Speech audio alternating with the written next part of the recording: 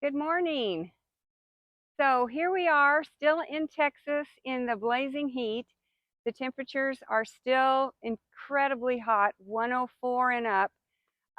It is the last week of August. So I thought let's talk about some potted plants that don't seem affected by this heat at all. They are the easiest plants, and I think everybody needs to know about them because this is where we need to put our money if we are going to try to have some beautiful plants here in Central Texas. The first one I want to talk about is Plumeria. It is a beautiful plant.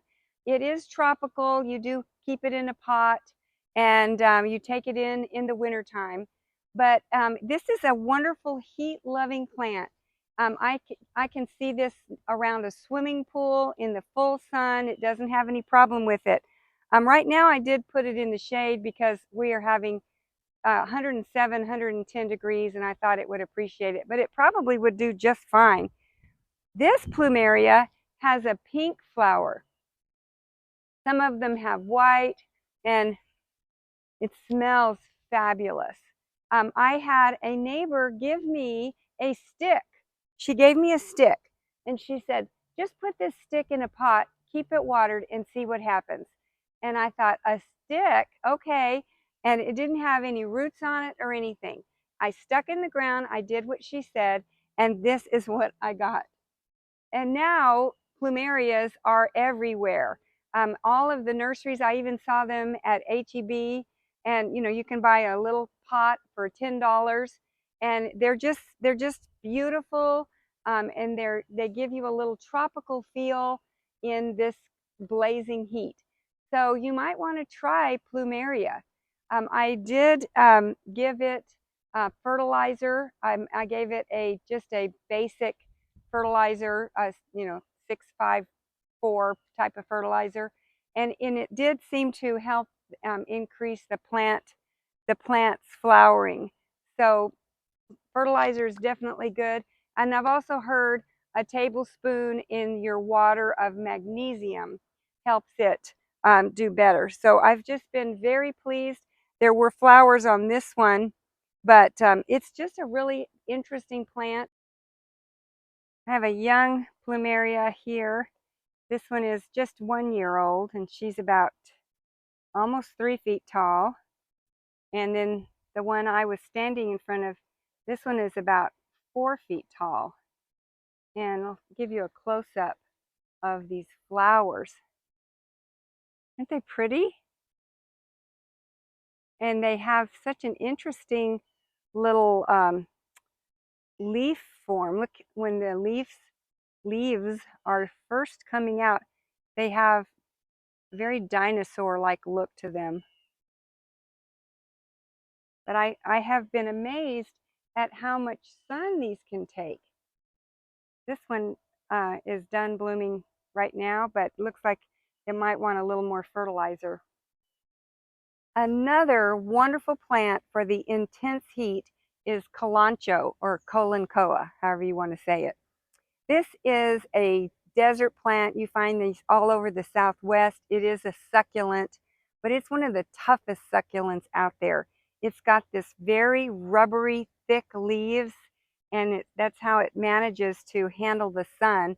And the bigger the pot, the bigger the plant. So this one is probably 2 feet by 2 feet, and I can certainly, increase it. The only thing is, I do have to bring this in during the winter time. I do keep it in my kitchen on a plant stand, and it's just beautiful all year round. The florets right now are pretty sad, but there are still a few little orange flowers left. But most of the year, these are completely covered with the orange flowers. It's just beautiful. So I really highly recommend this. It can take the full intense heat.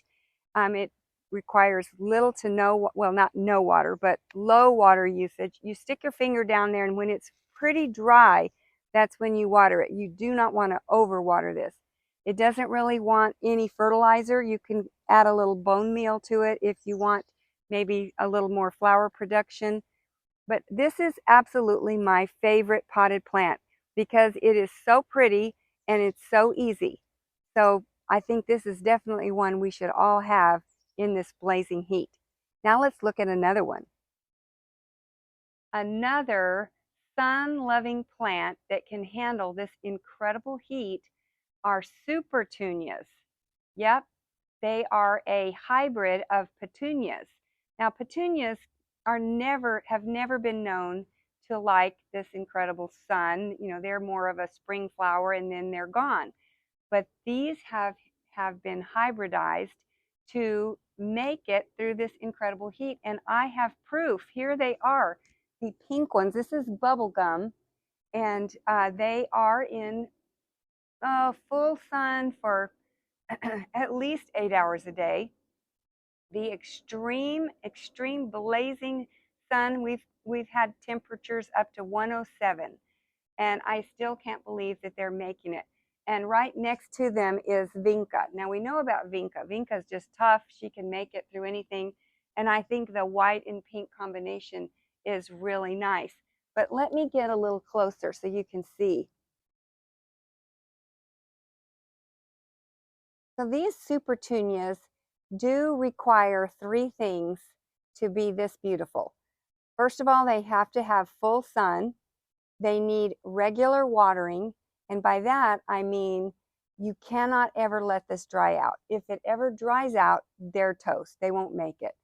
And so I do, they're right here on my front porch, so I see them every day, and I can water them. I just give them a drink every morning, and that seems to have worked out great. They also need fertilizer. So like a balanced fertilizer, like 14, 14, 14, or maybe the high nitrogen and the middle numbers can be lower.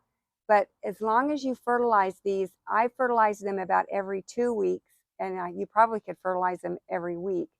They will produce these beautiful flowers. I have noticed that the flowers are getting a little bit smaller because I guess they're just working so hard in this heat. But they're still beautiful. You can see them as you drive by. They just pop with color, and I have just been so pleased.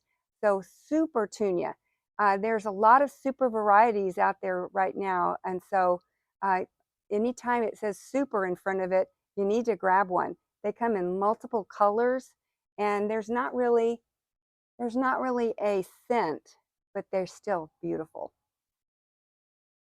So these are an annual, and I don't really plan to bring them in the garage in the wintertime. As soon as the temperatures get pretty cold, they'll just die, and I'll just pull them out and put something else in these black pots here by my front door. But they are just so pretty. I love that pop of color, and I will continue to buy these every year. So I hope that that was somewhat informative, and you've learned some plants that you can keep in pots. And the great thing about pots is that you can move them around wherever you want them to be, and you don't have to worry about, well, I can't ever move that because it's in the ground. So thanks for hanging out with me this morning, and I hope that that gives you a little bit of inspiration to put some things in pots. You can move them around wherever you need them, and there are things that can make it in this heat. Alrighty, have a wonderful morning. Bye-bye.